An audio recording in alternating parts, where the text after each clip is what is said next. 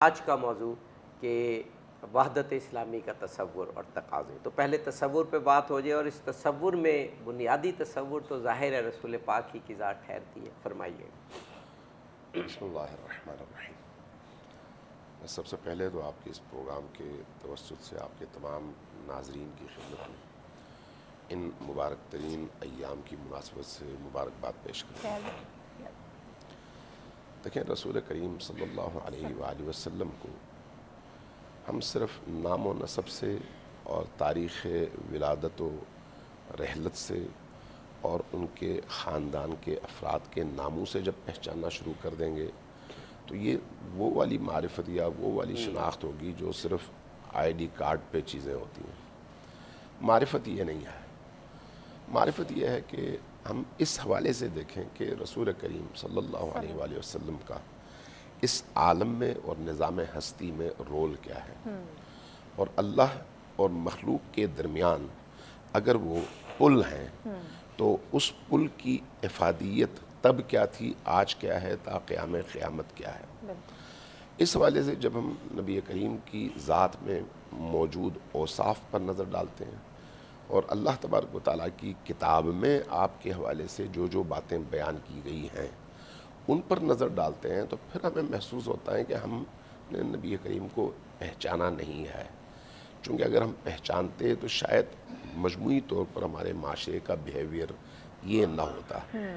اب اس پر ذرا دیکھیے کہ امیر المؤمنین علی بن ابی طالب علیہ السلام سے کسی نے آ کے پوچھا کہ یا امیر المؤمنین، آپ نبی کریم کے اوصاف بتائیے کہ ان کے اوصاف کیا کیا تھے.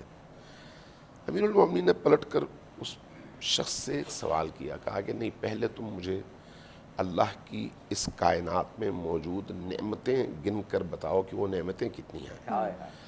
تو سائل نے پلٹ کر کہا کہ یا امیر المؤمنین، چونکہ قرآن کریم نے یہ بتا دیا ہے کہ ان تعدوا نعمت اللہ لا تحصوها، کائنات میں اگر اللہ کی نعمتوں کو تم گننا چاہو تو نہیں گن سکتے، تو اس لیے وہ نعمتیں تو قابل شمارش نہیں ہیں، تو میں کیسے بیان کروں. فرمایا اسی کائنات کے بارے میں جس کے بارے میں اللہ نے کہا کہ ان تعدوا نعمت اللہ لا تحصوها، دوسری جگہ اللہ نے کہا ہے کہ متاع الدنیا قلیل. یہ جو عالم اور یہ جو دنیا ہے اس کی متاع بہت قلیل ہے. جس دنیا کی متاع اتنی قلیل ہے اس دنیا کی نعمتوں کو تو تم شمار نہیں کر سکتے. تم پوچھنا چاہ رہے ہو اس شخصیت اور ہستی کے اوصاف کے بارے میں جن کے بارے میں اللہ نے قرآن کریم میں یہ فرمایا کہ انک لعلی خلق عظیم.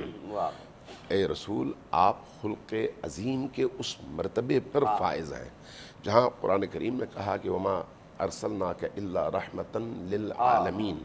آپ وہ ہیں جن کو عالمین کے لیے اللہ نے رحمت بنا کر بھیجا ہے. تو اس متاع الدنیا قلیل والے اوصاف اور نعمتوں کو تم گننے سے قاصر ہو، تو اس رسول کے اوصاف کیسے گن سکو گے جس کی اوصاف کو اللہ نے عظیم قرار دیا ہے. تو اس کا مطلب یہ ہے کہ نبی کریم صلی اللہ علیہ وآلہ وسلم اس پوری عالم ہستی میں تمام تر انسانوں کی نسبت سب سے زیادہ اور بغیر کسی موازنے کے اس مقام پر ہے کہ اس مقام کی پہچان اور معرفت ہمیں ان کے رنگ میں ڈھلنے کا موقع فراہم کرتی ہے. اور جو انسان کلمہ پڑھ کر ان کے رنگ میں ڈھلنے کی کوشش کا آغاز کرتا ہے تو آہستہ آہستہ اس کے فہم میں، اس کے ادراک میں، اس کی شناخت میں، اس کی معرفت میں اضافہ ہوتا چلا جاتا ہے. جیسے جیسے اس کی شناخت میں اضافہ ہوگا اس کی معنوی قربت میں اضافہ ہوگا، اس کے روح کی قربت میں اضافہ ہوگا. جیسے جیسے روح اور معنوی قربت میں اضافہ ہوگا ویسے ویسے وہ بلندیوں کی طرف سفر کرے گا. جیسے جیسے بلندیوں کی طرف سفر کرے گا پستیوں سے، نجاستوں سے، آلودگیوں سے دور ہوتا چلا جائے گا. اب معاشرے کے اندر اس وقت جتنی بھی بیماریاں ہیں، چاہے وہ اخلاقی ہیں، اجتماعی ہیں، معاشی ہیں، سماجی ہیں، کلچرل ہیں، تہذیبی ہیں، یہ ساری کی ساری اگر اللہ سے دوری کا سبب ہیں تو نجاستیں ہیں. اگر یہ نجاستیں ہیں تو ان نجاستوں سے نکلنے کا راستہ نبی کریم صلی اللہ علیہ وآلہ وسلم کی معرفت ہے، اور اس معرفت کی طرف جیسے جیسے معاشرہ بڑھتا چلا جائے ان چیزوں سے بالا تر ہوتا چلا جائے گا۔